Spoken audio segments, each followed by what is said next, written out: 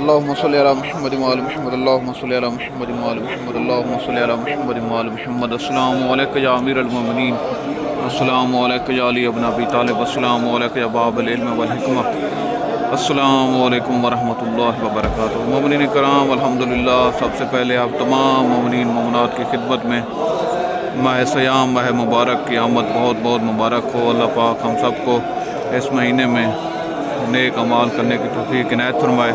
مومنین کرام، اس ویڈیو میں میں انشاءاللہ آپ کو فضائل ماہ رمضان کے بارے میں کچھ بتاؤں گا کہ جو امام رضا بادشاہ سے روایت ہیں، انہوں نے اپنی جد سے اسی طرح یہ سلسلہ رسول خدا صلی اللہ علیہ وآلہ وسلم کی ذات اقدس تک پہنچتا ہے۔ تو امام رضا علیہ السلام فرماتے ہیں ماہ رمضان کے بارے میں، وہ آپ کو بتانا چاہتا ہوں۔ مولا فرماتے ہیں، اے لوگو، تمہاری طرف رحمتوں اور برکتوں والا مہینہ آ رہا ہے۔ یہ کوئی عام مہینہ نہیں ہے، اس میں رحمتیں بھی ہیں، برکتیں بھی ہیں، مغفرت بھی ہے، جس میں گناہ معاف ہوتے ہیں۔ یہ مہینہ خدا کے ہاں سارے مہینوں سے افضل اور بہتر ہے، جس کے دن دوسرے مہینوں کے دنوں سے بہتر ہیں، جس کی راتیں دوسرے مہینوں کی راتوں سے بہتر ہیں، جس کی گھڑیاں دوسرے مہینوں کی گھڑیوں سے بہتر ہیں۔ یہی وہ مہینہ ہے جس میں حق کے تعالیٰ نے تمہیں اپنی مہمان نوازی سے بلایا ہے، اور اس مہینے میں سانس لینا بھی تسبیح شمار ہوتا ہے۔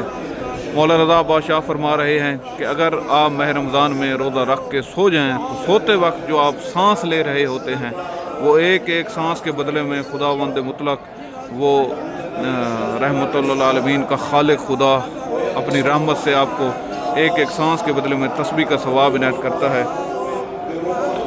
تمہارا سونا عبادت کا درجہ پاتا ہے، تمہارے اعمال قبول کیے جاتے ہیں، دعائیں منظور کی جاتی ہیں۔ تو جتنا ہو سکے خداوند مطلق کی بارگاہ میں اس مہینے میں اپنے لیے، اپنے رشتہ داروں کے لیے، اپنے مرحومین کے لیے خداوند قدوس کی بارگاہ میں مغفرت طلب کریں۔ انشاءاللہ وہ علیم بذات اللہ آپ کی دعائیں اس مہینے میں قبول فرمائے گا، آپ کے روزے قبول ہوں گے۔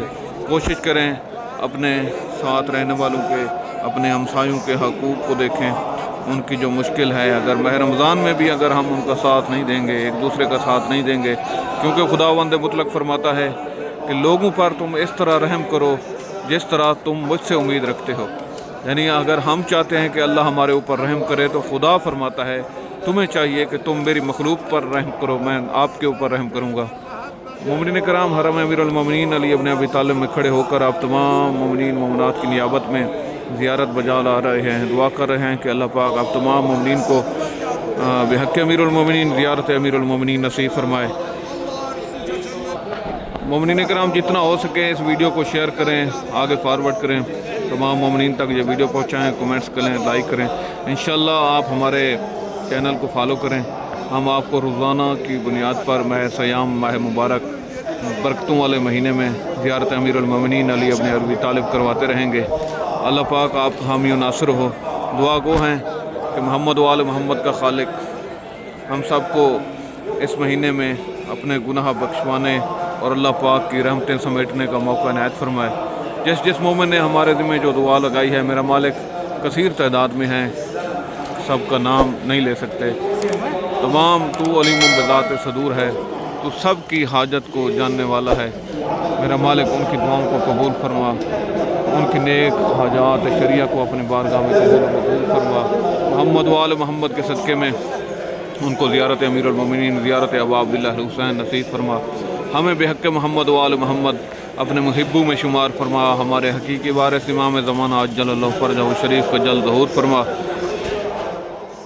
اللہم صلی علی محمد و آل محمد، اللہم عجل ولیک الفرج والعافیت والنصر، اللہم صلی علی محمد و آل محمد وعجل فرجہم ولا ناداہم۔